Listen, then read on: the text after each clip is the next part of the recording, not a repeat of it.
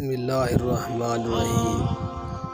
دعوت اسلام کے تمام معززین ساتھیوں کو محمد منیر کی طرف السلام علیکم۔ تو دوستو، آج ہم بات کریں گے دو بوڑھیوں کا حیرت انگیز واقعہ۔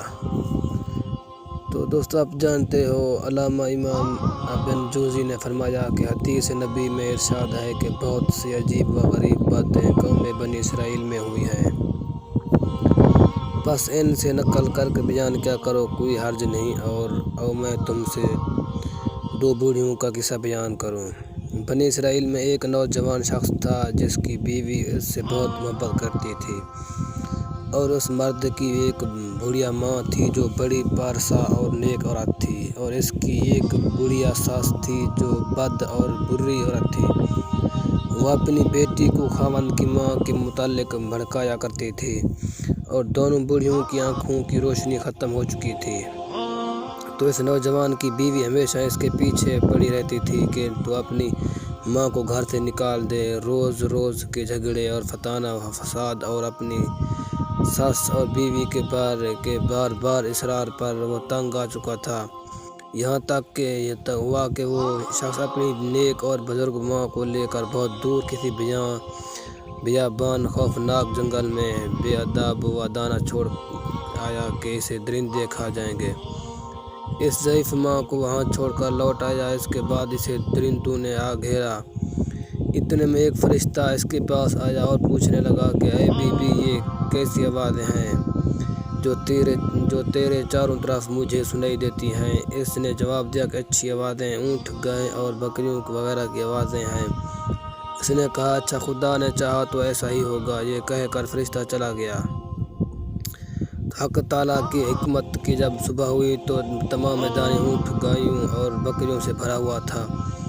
اس کے بیٹے نے کہا آؤ چل کر دیکھو کہ میری ماں کا کیا حال ہوا ہے۔ مثال مشہور ہے، جسے رب رکھے اسے کون چکھے۔ چنانچہ وہ آیا، دیکھتا کیا ہے کہ سارا میدان اونٹ، گائے اور بکریوں سے بھرا ہوا ہے۔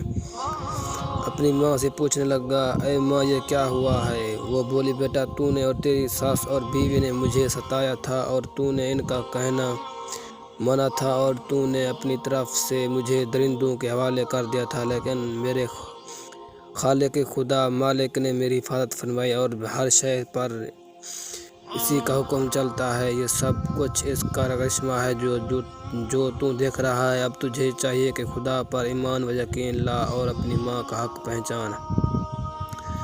تو اس کے بعد وہ اپنی ماں کو اٹھا کر لے گیا، اور جو کچھ خدا تعالیٰ نے اس پارسا عورت کو عطا کیا تھا، ہانک کر میں اپنی ماں کے اپنی بیوی اور ساس کے پاس پہنچا تو وہ سخت حیران و پریشان ہو گئے کہ یہ کیا ماجرا ہے۔ اس کی گستاخ بیوی بجائے تو استغفار کہنے لگی کہ خدا کی قسم میں ہرگز نہ مانوں گی جب تک میری ماں کو بھی وہاں جا کر نہ چھوڑاؤ جہاں اپنی ماں کو چھوڑے تھے، اس خیال سے کہ اس طرح میری ماں کو بھی وہی کچھ ملے گا جو مرد کی ماں کو ملا ہے۔ کسی نے خوب کہا ہے کام دوزخ کے لیے جنت کا ہے، امیدوار قصر جنت تو بنا ہے پارسا کے واسطے۔ چنانچہ وہ اس بوڑھی ساس کو بھی لے گیا اور وہیں چھوڑایا جہاں اپنی ماں کو چھوڑایا تھا۔ جب شام ہوئی تو جنگل کے درندوں نے اسے گھیرا، اور وہی فرشتہ جو اس کی ماں کے پاس آیا تھا پھر آیا اور کہنے لگا اے بوڑھیا مائی، یہ کیسی آوازیں ہیں جو تجھے چاروں طرف سنائی دے رہی ہیں؟ اس نے کہا بہت بری اور خطرناک درندوں کی آوازیں ہیں، یہ مجھے کھانا چاہتے ہیں۔ فرشتے نے کہا بہت برا ہوا، اور ایسا ہی ہو جائے گا جیسا کہ یہ بھی ایک مثال مشہور ہے، چاہ کر راہ چاہ پردیس کرنے والا۔ تو دوستو، یہ تھی آج کی ہماری حدیث۔ تو مزید ایسی بہترین ویڈیو دیکھنے کے لیے میرے یوٹیوب چینل کو سبسکرائب کریں۔ شکریہ۔